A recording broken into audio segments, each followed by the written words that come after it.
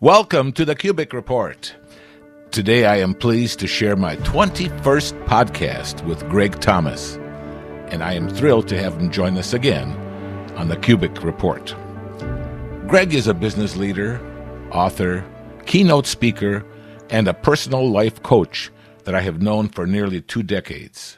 His clients range from large Fortune 100 corporations down to small family-owned businesses, and many individual clients seeking personal leadership development. His website is LeadershipExcellence Now. As a reminder, you can learn more about Greg's training skills on his YouTube site. Simply type in Leadership Excellence Channel on the YouTube homepage search bar, and you will find him.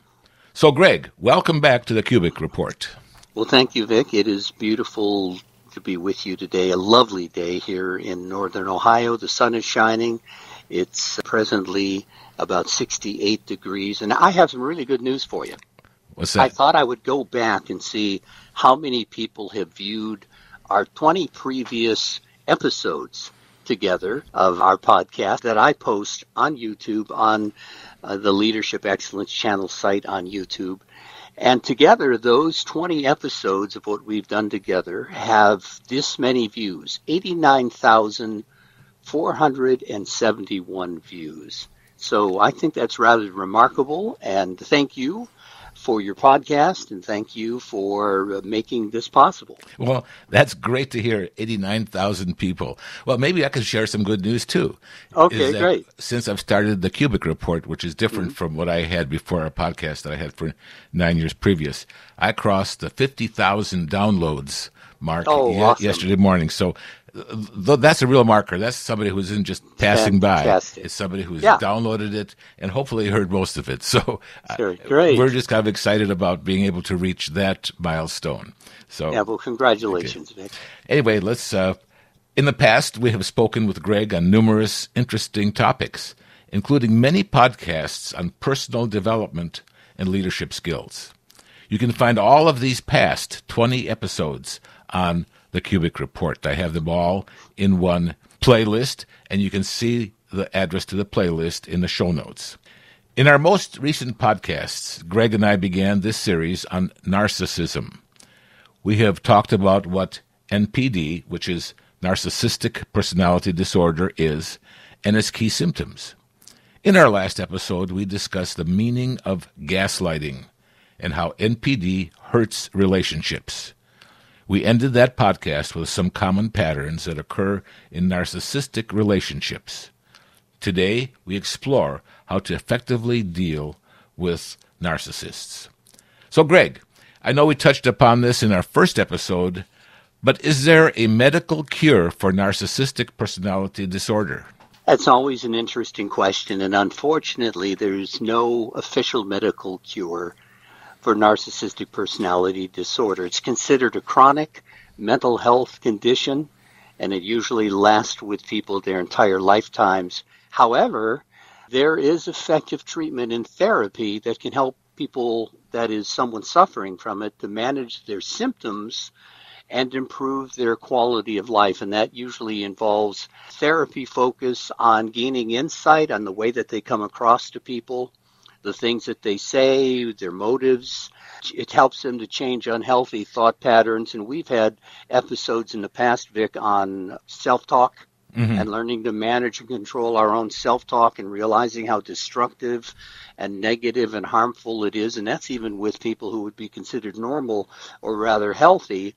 The self-talk of someone suffering from narcissistic personality disorder has its own pathologies and obviously is not very, very good. A good therapy helps you to learn to develop empathy, to improve your emotional regulation so you don't have so many ups and downs, teaches you how to build better relationships. And all of this is very, very hard, and it's only dependent on an individual's openness and feedback to change. In essence, people with NPD can learn strategies to manage their symptoms and lead more fulfilling lives. I have known individuals personally who became religious, were converted and came into a church environment, And they showed tremendous improvement. I mean, they still struggled with this chronic mental health condition, but it was important for them to have a support group, that is a church congregation, who loved them and cared for them. Most churches have an emphasis on humility, learning and practicing and demonstrating humility. Most churches have an emphasis on empathy, showing compassion and kindness and gentleness and empathy. So all of those are good qualities and good things for people suffering with NPD to be in that kind of an environment, because it's like a support group that helps them to learn to manage their symptoms and improve their quality of life. So that's the short answer.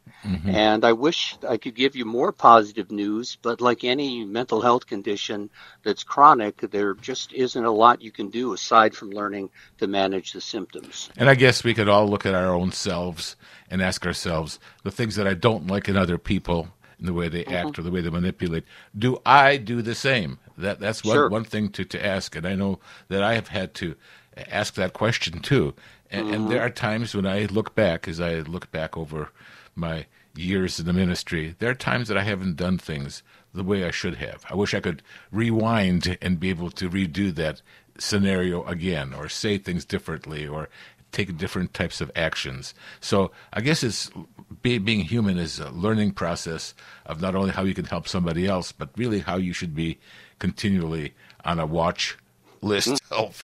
It's a lifelong learning process, Vic, and as human beings, there's always a huge gulf between what we think we're saying and how we're coming across, and the reality of what other people think we're saying and how we're coming across to them. And that's when we need loved ones, our spouses and other people who love us enough to come up and say, do you realize that this came across this way, or you gave the impression that.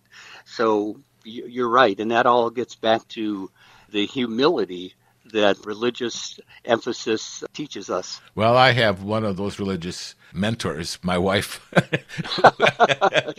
who is not afraid to speak up and point things out, which I'm very grateful for. I'm very grateful for things over the years that she's pointed out, and some things that I say I shouldn't be that way. Not only I shouldn't be that way, but I will not be that way. That's important. Greg, many people say the way to deal with a narcissist is to simply cut them off or avoid them. Is this a good approach?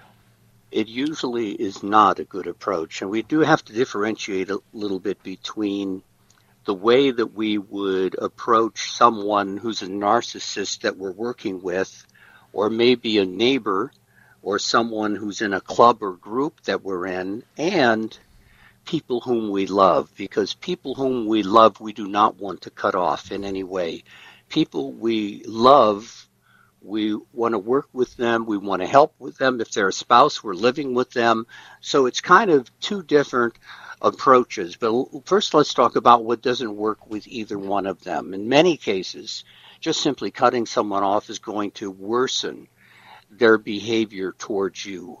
Again, if it's someone you work with, it's best to minimize contact.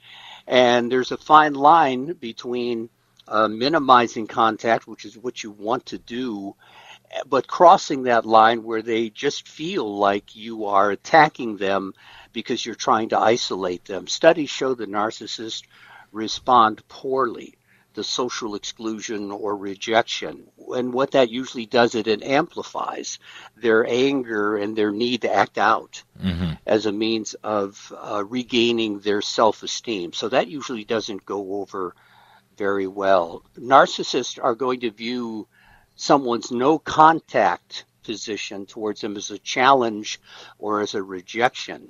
And that oftentimes will lead to them starting harassment or stalking or obsessive attempts to reestablish communication because they feel like they've lost control and they want to control. Remember, they want to manipulate. They want to be the center of attention. And this behavior arises from their drive to regain that lost control, or what's often called a narcissistic supply. It's like this supply inside themselves that needs to be filled, or they're not happy. So they might show up uninvited in your personal spaces on your social feed. They might bombard you with phone calls text messages. They might begin to pester your friends and your family and make martyrs and victims out of themselves to make you look bad, like you're being unfair, so that they look good, so that they get sympathy from others. Yeah. Well, that's the thing, is that you may want to sincerely approach somebody and say, as a brother or as a friend or as whatever relationship you're speaking of, I would like to talk to you about some of the ways in which you come across as being this way or that way, or this way towards people or employees or whatever. And then what happens, or what might happen, is that person turns on you as being almost one of those people that you are warning him about, or that you are wanting to help him about. So it gets to be a very frustrating situation where the person doesn't get it, and you feel badly about it, and you want it to change, and you don't really have motives of doing anything more than just seeing this person be better received by his peers. That often coordinates with their desire to manipulate and sometimes even have a smear campaign against you. They might start to spread false information, try to manipulate your mutual acquaintances, again, turn people who know you and love you against you in an order to punish you. They might paint themselves as a victim to undermine your credibility and to gain sympathy from other people, because sympathy is attention, and that's what they're craving. So they'll attempt to punish or regain leverage over you in any way that they can. And they may demonstrate that self-victimization by doing something called hoovering. What's that? Now, the term hoovering means they're trying to suck you back into a relationship. And the roots of the word are many, many years ago, when vacuuming first came out, people used Hoover vacuums. They were one of the first manufacturers of vacuums, and it was known as a hoover. So people would say, I'm hoovering my home, back in the day, rather than I'm vacuuming my home. So that's where that word comes from. They're trying to suck you back into their web of influence, back into having some kind of relationship with you. So they may manufacture emergencies or manufacture a crisis to draw you back in, seeking sympathy and another chance to reestablish contact and control over you. So those are not good things. They're obviously not healthy things at all. You mentioned the word punish, and I have actually seen that happen, where a person will punish others around them in ways that are, quote, acceptable, by forgetting to include them or excluding them, or seeing their names disappear off of lists that they are expected to be on. It's just a way of excluding them. That type of thing can be very painful for people, because we are all very social creatures, and we want to be included. And some more than others, unless you say, look, I don't want to be part of this, but you want to be included. And one of the punishments that can be very painful, that kind of softer punishment by the punisher, is to exclude them. That their pay has changed negatively, or in some scheme of things that person is pushed out. And that can be very, very painful by the one who is the narcissist. Yeah, you're right. You remind me of the movie The Ten Commandments, where the old Pharaoh said, let the name of Moses be stricken from all records, right? And I've been a part of organizations that would rewrite history, and you would actually see, I've seen pictures in which people were removed from the picture. You have the before picture a few years earlier, the person was standing there, and then 3 years later, the same picture, but the person's gone. It was, and by the way, just historically, Stalin was very good at that. He literally would remove all evidence of a human being's existence from the party when he would purge someone. So, but that's how bad it gets when people struggle with NPD. Well, with Stalin, it was even worse. He removed the person from from life. Yeah, that's for sure. And that took care of the problem. But that's part of just human way of doing things. So if you can't cut them off because you say that does not work, and we're talking about different ways in which to improve the situation, because frankly, a person who is a victim of narcissism may feel very strong feelings towards the person who is hard on them because they are a close person. They could be a mate. You really love them. You love Sure them, you but do. you don't like the way that they are. People say, I like you. Right. I love you, but I don't like you. And you want to be able to bring those two things together. So are there any more practical points of how you are stuck in a situation, maybe say in a work environment, where you could, quote, live with it without having to go silent? Sure, I'll mention a few things. These are particularly important to those who do have a loved one that they want to communicate with. Again, maybe they're married to that individual, maybe it's their children, maybe it's a parent that they're dealing with. The first thing you want to do is remember to always stay calm and respectful. It's their job in their minds to make everything emotional. They can get you out of being calm and get you into being emotional. You're much easier to manipulate and use. So use a steady and a neutral tone, and don't belittle or correct them directly. You have to realize where they're coming from. They're suffering from a mental illness. So saying harsh or cruel things to them really has no effect. And the key is don't take things personal that they do. They're that way with everyone. It's not you that they seemingly are out to get. It's a mindset in which the world they're out to manipulate, and it's everyone that they're trying to take advantage of. So remain calm, don't belittle or correct them directly, because when you do that, you're just going to provoke defensiveness and anger on their part. And again, they want you to get emotional. So always stay calm, keep a calm tone, use I statements. For example, express your feelings and your own needs from your perspective to minimize confrontation. You would say something like this. For example, you would say, I feel upset when you make sentences that try to manipulate what I've said. You would saying, you never listen to me, or you were always trying to manipulate me.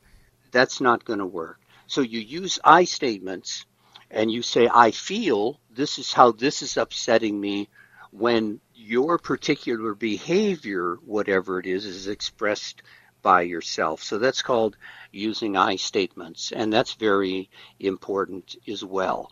No, I was going to say that thing that's very important. I've learned some of that in conflict resolution about using I statements, that hopefully you could migrate to we statements, from I to we. You jump over the you. You never use the you because that's inflammatory. But look, maybe we can do this, or maybe we could do such and such. After you express yourself and your feelings, and in a sense you make yourself vulnerable, then you could talk about, well, maybe we could work on this, or we could do something together, or something to try to win over the other person and making them feel involved. I feel very, very sorry for people who are narcissistic. I really do, especially ones who just don't get it, don't see it, because the fall of a narcissist is always painful. It's just painful the way situations and conditions work out to where their downfall is very painful for all concerned. And if some person could just say, look, what do I have that is bringing me down or bringing down our marriage, whatever, I think would be a very, very big step forward. Another thing one can do is to be very clear and direct in your communication. Keep your requests and the boundaries that you're establishing, and I'll talk more about boundaries in the next step. But make it clear and specific and leave little room for misinterpretation or manipulation, and state your needs plainly. For example, I need this by 3 o'clock instead of just leaving it open-ended. I need this when you can get it to me, or going on some long explanation. Be very direct, be very clear. I need this by 3 o'clock, or you need to be at such and such place at 5 because you have an appointment. So it's very important to be very clear and very direct, and not go into long explanations about your needs or any other form of communication. And this leads to the next one, and that is to set and maintain boundaries.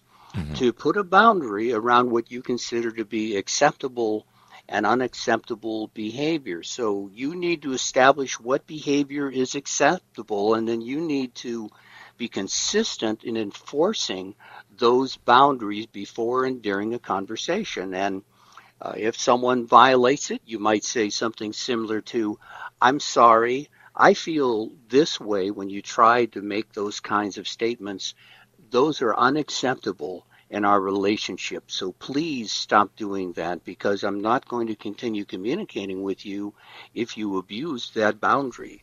So you want to set and you want to maintain those boundaries. And again, you're doing all this in a calm and measured way. You're keeping your emotions in check. Again, they want you to react emotionally. They want to provoke an emotional response. Yes. Because anytime they do that, they can destabilize the situation and begin to try to control it or manipulate you. We're all easier to manipulate when we're emotionally distraught or upset. That's just the way we are as human beings. So stay calm, stay focused, composed, and avoid taking those disrespectful comments personally. And that's very hard. But again, realize where they're coming from. They treat everyone with disrespect. That is, everyone that they see that can get them to where they want to go and try to maintain a relationship with, they're that way with everyone. That's just the way that they are wired as a human being. So don't take those things personally. How true, how true. Except for the few of them that they say are called the flying monkeys, the ones, the ones who keep them in power, so to speak. I thought that was a very interesting expression.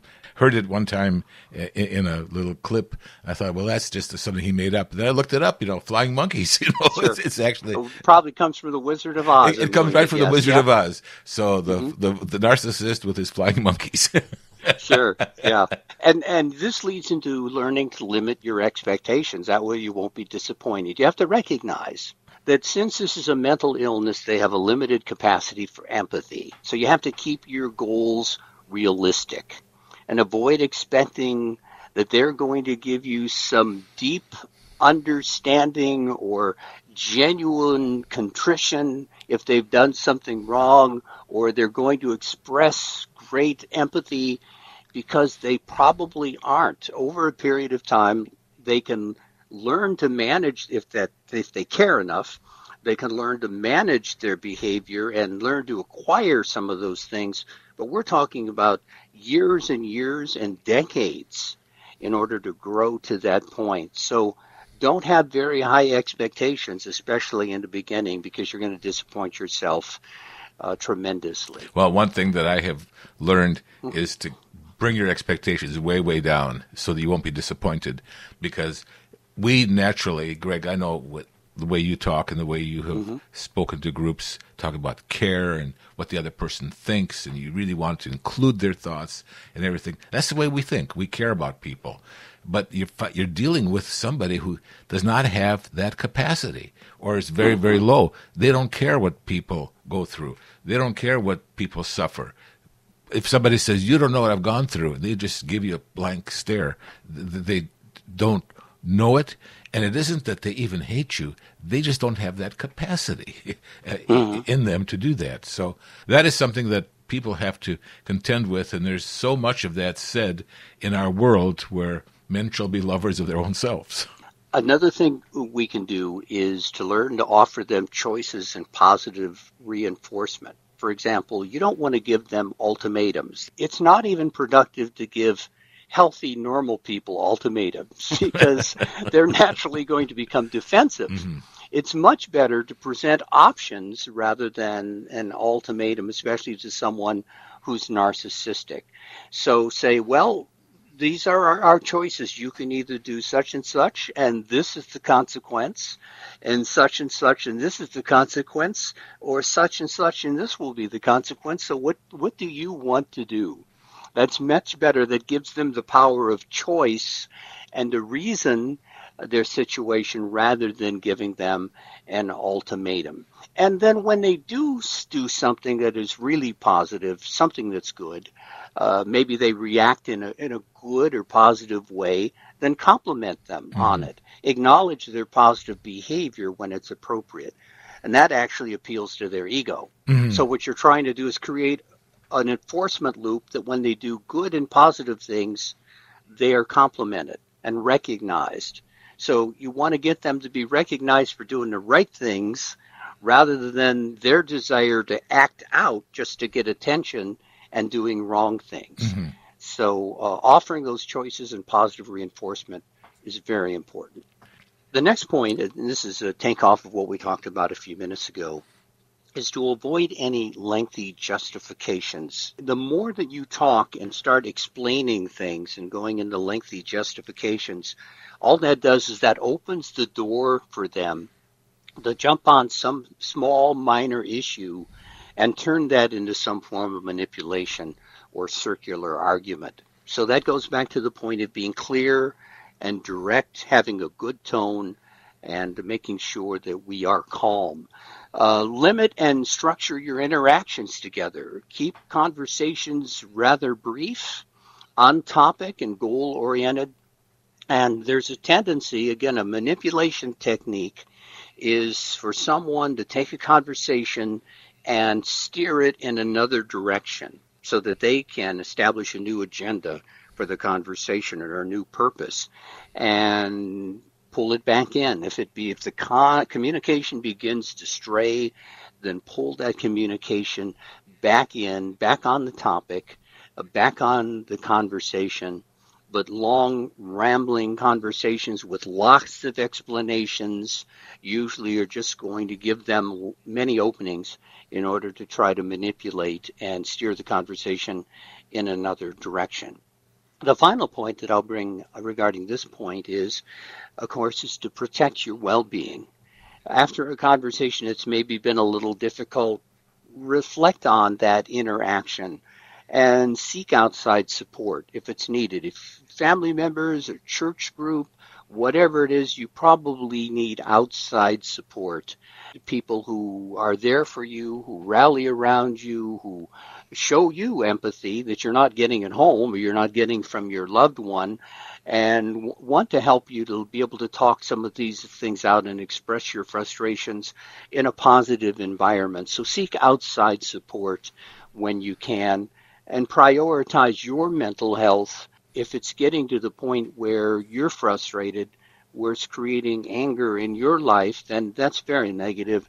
Make sure that you're prioritizing your mental health in that situation. And if you need to see outside support, you need to see a therapist yourself to deal with some of those things, or someone in a profession who can help you in that way. Don't hesitate to do that. That's very important.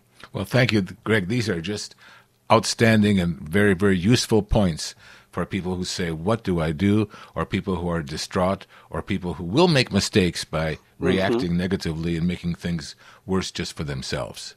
Final point is, what famous historical individuals are believed to have had narcissistic personality disorder? This will be the next 5 hours of discussion. Yeah, this could easily be 5 hours of discussion, but I'll make it easy on myself. I'm going to limit it primarily to people who are dead. Okay. Well, that takes care of current world history. Wow, I can imagine the controversy if I said a few names. The people that are admired in our culture today. Wow, would you and I both get grief? We wouldn't hear the end of it. Probably not going to go there. Yeah, I'm not going to go there. It's easier to talk about the dead. So keep in mind that some of these individuals we can talk about, that what I'm saying here, these are speculative. Narcissism is a spectrum, and these individuals had traits consistent with narcissistic personality disorder. Obviously, the term didn't even exist when these people lived, but the way they expressed their lives, their conduct, the way they said things, the way they wrote, and what they did are all classic signs of narcissistic personality disorder. few years before I was born, of course, Adolf Hitler, that's someone I think most people would recognize, demonstrated extreme grandiosity. He had a lack of empathy. He was very manipulative with other nations, with the leaders of other nations, with his own generals. He had a sense of entitlement. He had an obsession with his personal destiny. All of these are classic signs of NPD. So that one is easy. Individuals who would also fall into that category and had the same traits would be Stalin. We mentioned him a little bit earlier. Benito Mussolini, if you've ever seen some videotapes of him speaking, he looked like a peacock on steroids. He also associated with grandiosity, a sense of entitlement, and a hugely inflated ego and self-image. So there aren't too many questions about that. On the religious end, Jim Jones, something that happened in our lifetimes. He was a cult leader who manipulated his followers through his own charisma, his sense of specialness, entitlement, a lack of empathy. Think of all the people that he had killed themselves by drinking the poisoned Kool-Aid. Throughout history, there have been, unfortunately, a lot of religious leaders who suffered from narcissistic personality disorder. Saddam Hussein, someone in our lifetimes, displayed an insatiable desire for authority. He lacked empathy. He had a brutal purging of dissent. He could care less about people. He reflected his grandiosity through his narcissism, and he didn't have a very good end. Well, that's very, very sad grouping of people. And like you said, we have to deal with those who are dead. You know, in the Soviet Union, they would build statues to all these leaders that were still alive, like to Stalin. You know, they built statues all over the country to Lenin, you know, and to other leaders, Brezhnev and Khrushchev even. And then finally, one year that I was visiting there, they made a ruling that we cannot build a statue to anybody who's been dead less than 50 years. They wanted his reputation to ripen, you know, over time to see whether this guy is worthy of having that type of public exposure. Yeah, and that's wise because let's just say that history has a way of maturing and providing more balance about a person's lifetime and their accomplishments. Another example would be Caligula. He was a Roman emperor, and he's remembered for his extreme ego, cruel individual, his need for admiration, his violent excesses. Napoleon Bonaparte, he was known for his self-obsession, his relentless quest for power, his grand visions, his disregard for other people's suffering. One of my favorite, a man whom I've studied quite a bit, read a number of biographies on him and studied him immensely, is Henry VIII. He was famed for his cruelty, his exaggerated ego. He indeed was a tyrant, his need for absolute control, his lack of empathy. He whacked off his own wives, very loyal personal advisors, just a man with incredible human dysfunctions. Then there's someone like Alexander the Great. He was driven, even as a very young man, by his personal ambition. He believed in his own exceptionalism. He thought he was a god, thought he was better than everyone else, and showed little concern for the many lives lost, including his own Macedonian troops in pursuit of his goals. They basically had to beg and plead with him to head back to his homeland because he could never conquer enough. So those are just a few that I thought throughout history it might be good to bring up. It's good to bring them up as markers and warnings, and it really shows the inability of human beings to be sane because, in a sense, if I could just put it this way, these people are insane. They're mentally ill. You know, they're just mentally not there for the betterment of society, which we are here for. So I really appreciate the discussion that we had here and also some of these bad boys, you know, of the past that we have had. But thank you, Greg, very, very much for the series that we're doing here, how we talk today about cures or lack of cures for NPD. We talked here about what you should not do as far as dealing with narcissists, and also things that you can do in a limited way or in a way that may have possibilities for success down the road. And also what famous historical individuals are believed to have had NPD. And, of course, the list is long, and this is kind of a postscript to our podcast today. So thank you so much, Greg. I look forward to moving into other areas of discussion, but they have been so very useful, and I have appreciated what you have done. And also congratulations on reaching almost 89,000 people now, 89,000 views of the podcasts that we have done. Well, hopefully, Vic, after this one, maybe this will sum up and make it 100,000. Okay. By this program. So we'll look forward to that. And as always, thank you. And I look forward to doing another podcast with you shortly. Okay. Thank you very much, Greg. Thank you so much. Thank you for listening to us today on the KUBIK Report. We welcome you to share this podcast and tell your friends about it. We can be found on a variety of platforms, including Spotify, Apple, Podbean, and other places where you get your podcasts. You can easily find us on any browser by typing in the KUBIK Report in the address bar. Remember, KUBIK is spelled K-U-B-I-K. We'd love to hear from you, so send us your suggestions and questions to vic@kubik.org. That's vic@kubik.org. Again, thank you for listening. Come back soon for more, and have a great day.